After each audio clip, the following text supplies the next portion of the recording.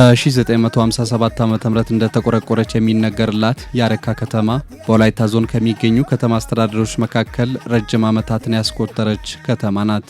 ከተማዋ ምቹ መልክዓ ምድር፣ ተስማሚ የአየር ጸባይና ዘርፈ ብዙ የንግድ እንቅስቃሴ የሚስተዋልባት መሆኗን ተከትሎ የነዋሪዎቿ ቁጥርም በየጊዜው እያየለ መጥቷል።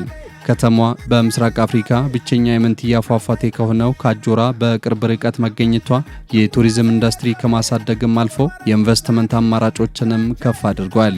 ይህ ብቻም ሳይሆን በከተማዋ አቅራቢያ እየተገነባ ያለው የሱማሙ አየር ማረፊያና የወይቦ መስኖ ፕሮጀክቶችም ተጨማሪ የልማት አማራጮችን ከጀርባዋ አስከትሏታል። ከቅርብ ጊዜ ወዲህ በከተማዋ እየተሰራ ያለው የኮሪደር ልማትም ገጽታዋን ከመቀየር አልፎ ውበቷንም አጉልቶ አሳይቷል። ታዲያ የከተማ ነዋሪዎች አረካን ድሮና ዘንድሮ እንዴት ይገልጿታል? አረካ እንግዲህ ከተቆረቆረች ብዙ ዓመት አስቆጥራለች። እንደምናውቀውም በ1957 ዓመተ ምህረት የተቆረቆረች ከተማ ነች። በጊዜው ስትቆረቆር ያው ማዘጋጃ ቤታዊ አገልግሎት ነበር፣ በአንድ ቀበሌ ነበር ስትተዳደር የነበረው። አሁን ከዛ ጊዜ ጀምሮ ያው ቀስ በቀስ ልማትም እየመጣ ከጊዜ ጊዜ ጀምሮ በተለይ ከደርግ መንግስት መውደቅ በኋላ ትንሽ ከተማዋ እድገት እያሳየች እየመጣች አሁን ላይ ወደ ፈርጅ 2 ከተማ ያደገችና በአሁን በምናየው በወቅታችን ደግሞ ወደ ፈርጅ 1 የተሸጋገረች ከተማ ነች። ስለዚህ እቺ ከተማ ከጊዜ ወደ ጊዜ ብዙ ለውጦችን እያስተናገደች ያለች ከተማ ናት። ህዝቦቿም ቢሆን በጣም የተማሩ ህዝቦች ናቸው። ብዙ ምሁራኖች የወጡባት አካባቢ ነች። ብዙ የተማሪ ሀገር አስተዳዳሪዎች፣ ሀገር መሪዎች የወጡባት አካባቢ ነች። ከዛ ጋር ተያይዞ ደግሞ እነሱም ለሀገራችን ለአካባቢው የሚሰጡት አገልግሎት እጅግ በጣም ከፍተኛ ነው። ከዚህ ጋር ተያይዞ ለከተማዋም ልዩ ትኩረት ከመስጠቱ ጋር ተያይዞ ከተማዋ ከቀን ወደ ቀን ከጊዜ ወደ ጊዜ እየዘመነች እየመጣች ዛሬ ላይ አሁን የሚናያት ከተማ ሆናለች። ከተማችን ብዙ ተስፋ ያላት በጸጋዎቿም የታደለች በሁለት ወንዞች የተከበበች ከታች ከአጆራ ወደ አጆራ ያላት ብዙ የቱሪዝም መስህብ ያለባት ብዙ ህዝብ የሚገበያይባት አረካ ከቀን ወደ ቀን እየተሻሻለች የመጣች ከተማ መሆኗን ነው የምናውቀው። ልማቶች እነዚህ አሁን የመንገድ ዳር ኮሪደሮቹ እጅግ በጣም በሚያምሩ ሁኔታ ከመሰራታቸውም በላይ ለብዙ ሰዎች የስራ እድል እየፈጠረላቸው የሚገኙት ሁኔታ አለ። ሌሎች ደግሞ አሁን ወደዚህ ወደ ማዘጋጃ አካባቢ ያለው ስራዎች ሁሉ ለማዘመን ከፍተኛ ስራ እየተሰራ ያለበት ሁኔታዎች አሉ። ብዙ እቅዶች አሉ። ከዚህ ጋርም ተያይዞ ከተማ ውስጥ ትልቅ ሆስፒታል መስራትን መቅድ ተይዞ ነው ያለው። የተለያዩ ስራዎች እየተሰሩ ናቸው ያለው። እጅግ በጣም አበረታች ደስ የሚሉ ስራዎች ናቸው ያሉት። ለዚህ ስራ ደግሞ ዛሬ በከተማችን ያሉ ተሿሚዎች የሚሰሩት ጥሩ ስራ ተግባብተው ተስማምተው መልካም ስራ ለህዝብ እያሳዩ ያሉበት ሁኔታ ይታያል።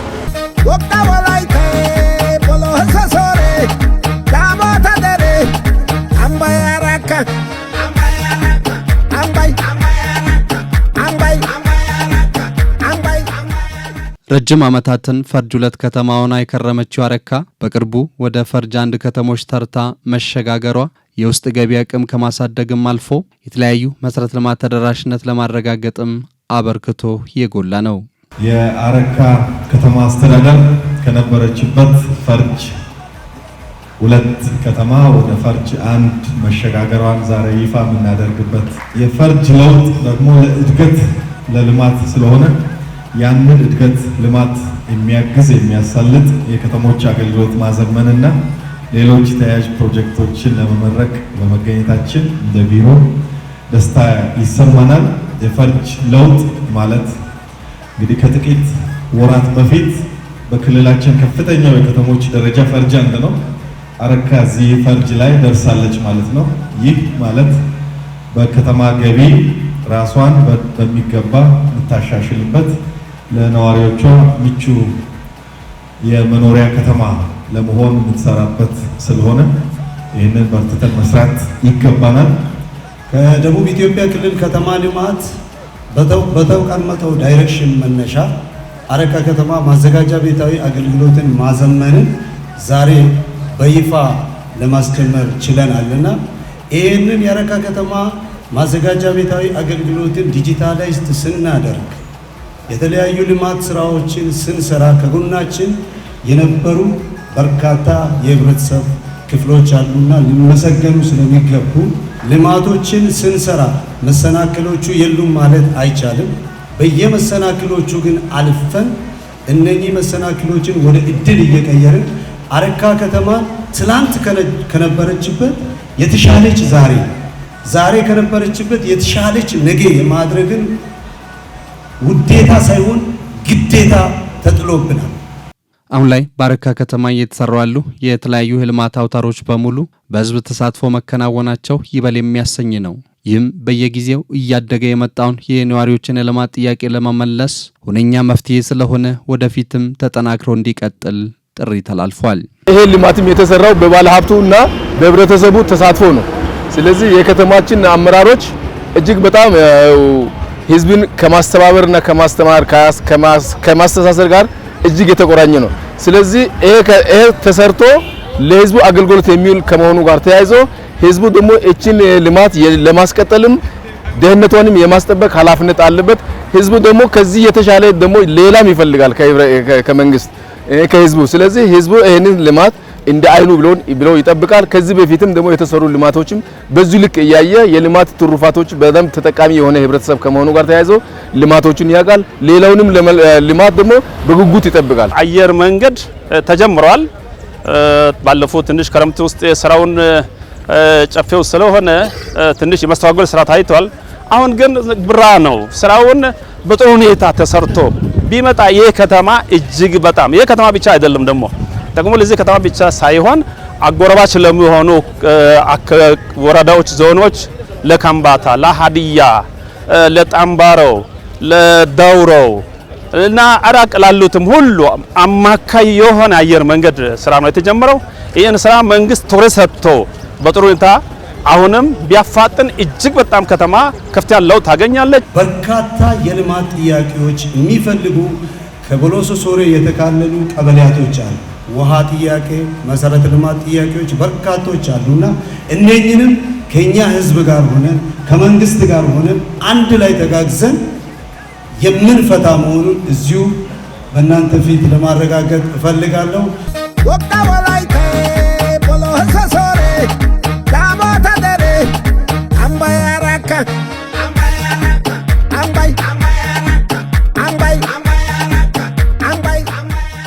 ከተሞችን ውብ ማራኪና ለኑሮ ተስማሚ ከማድረግ ጎን ለጎን በየጊዜው ነዋሪዎች የሚያነሷቸውን የመልካም አስተዳደር ጥያቄዎችን ለመመለስ የአረካ ከተማ ማዘጋጃ ቤታዊ አሰራር ዲጂታላይዝ የተደረገ ነው።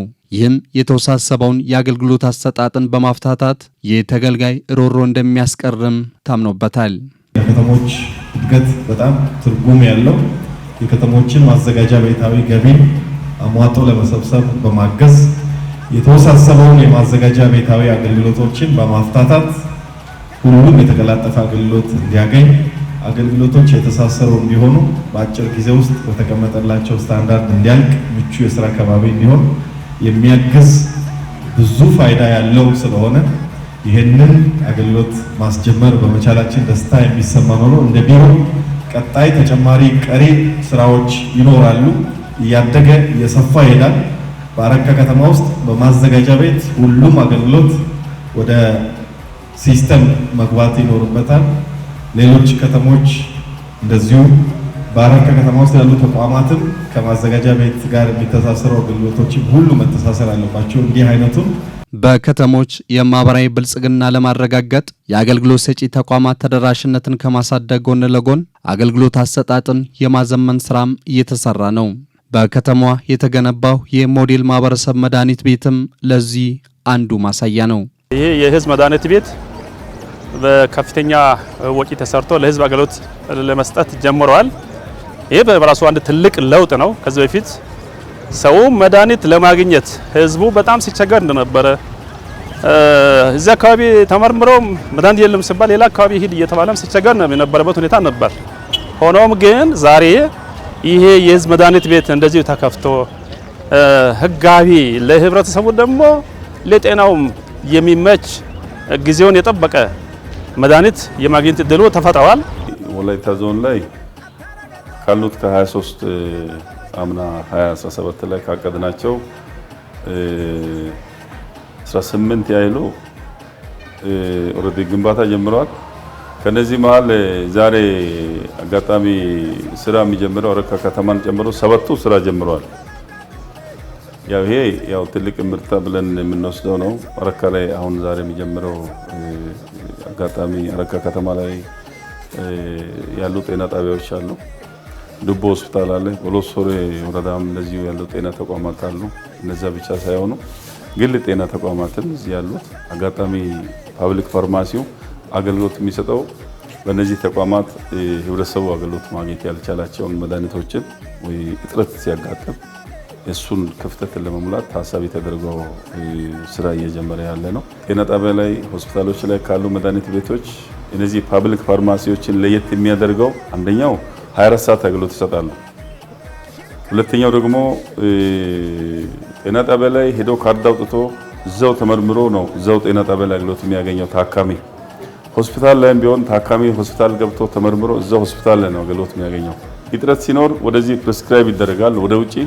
ከዚህ ያው ታካሚው አገልግሎት ያገኛል፣ መድኃኒት ያገኛል። አንደኛው ነው። ሁለተኛው ከግል ጤና ተቋማትም ክሊኒኮች እና ሌሎችም ግል ጤና ተቋማትም ፕሪስክራይብ ሲያደርጉ አንዳንዴ አንዱ ጋር ኖሮ ሌላው ጋር የሌሉ መድኃኒቶች አሉ። እነዚህን ማዕከል ተደርገው ደግሞ ለየትኛው መድኃኒት ፈላጊ ህጋዊ ፕሪስክሪፕሽን ይዞ ሲመጡ አገልግሎት ይሰጣል። ይሄኛው 24 ሰዓት ነው። ለየትኛው መድኃኒት ትክክለኛ መድኃኒት ማዘዣ ይዞ ለመጣው መድኃኒት ፈላጊ አገልግሎት ይሰጣል። ሁለተኛው ጠቀሜታ ከሌሎች ለየት የሚያደርገው እሱ ነው። ሶስተኛው ትክክለኛ መድኃኒቶችን ያቀርባል። 24 ሰዓት ትክክለኛ መድኃኒት ፈዋሽነታቸው፣ ታማኝነታቸው አስተማማኝ የሆኑ መድኃኒቶችን ትክክለኛ ከመንግስት ከሚያቀርባቸው መድኃኒት አቅራቢዎች ገዝተው ያመጣሉ። ትክክለኛ ፈዋሽነታቸው አስተማማኝ የሆኑ መድኃኒቶችን ፋርማሲ ላይ አገልግሎት ይሰጣሉ። ተጨማሪም ደግሞ ጤና መድን ደንበኞች አሉ። ጤና መድን ደንበኞች መንግስት ጤና ተቋማት ላይ አንዳንዴ መድኃኒት ያለመኖር አይነት ክፍተት ሲኖር ፓብሊክ ፋርማሲ ውል ይገባል ከሚመለከተው ስራ ኃላፊዎች ከወረዳም ከከተማም አስተዳደር ጋር ውል ገብቶ ጤና መድን ደንበኞች ደግሞ ከዚሁ ሰርቪስ ያገኛሉ።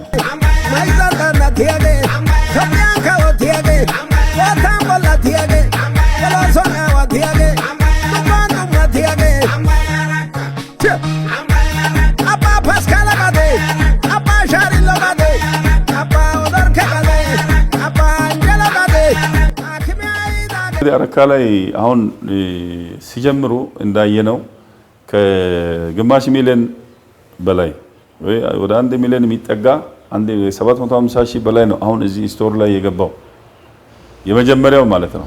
ስለዚህ አሁን ለመነሻ ይሄን ያህል ሲጀምሩ ከዚህ በኋላ በየትኛውም ጊዜ ባለሙያዎች እዚህ ያሉ ባለሙያዎች እዚህ ብቻ ነው አገልግሎት የሚሰጡት። ክፍተቱን እየለዩ በየጊዜው ክፍተት እየለዩ በጊዜ እያሟሉ በ24 ሰዓት ጊዜ በሳምንት በወር ጊዜ ውስጥ በትለት እየታየ እያሟሉ አገልግሎት የሚሰጡ ናቸው የሚሆኑት። ምንም ሌላ ስራ ስለሌላቸው መድኃኒትን ማሟላት ነው፣ ለህብረተሰቡ ማቅረብ ነው፣ ማሟላት ነው፣ ማቅረብ ነው፣ መገምገም ነው። ስለዚህ ይሄኛው አጠቃላይ ማህበረሰቡን የመድኃኒት አቅርቦት ችግር ቢያንስ ይፈታል ብለን ተስፋ እናደርጋለን። መድኃኒት እጥረት ፓብሊክ ፋርማሲ ላይ ካለ በ24 ሰዓት በሳምንት ጊዜ ውስጥ ሪፕሌስ እየተደረገ በጊዜ እየቀረበ ሙሉ ጊዜ አገልግሎት የሚሰጥበት ሁኔታ ስላለ ጤና ጣቢያዎች ላይ ሆስፒታሎች ላይ ያለው እጥረት እዚህ ላይ በተሟላ መልኩ ያው ይሟላል። እዛ ጉድለት ሲኖር እዚህ የህብረተሰቡ አገልግሎት ስለሚያገኝ በተቻለ መጠን የመድኃኒት አቅርቦትን ችግር ሙሉ በሙሉ ይፈታል ብለን ተስፋ እናደርጋለን።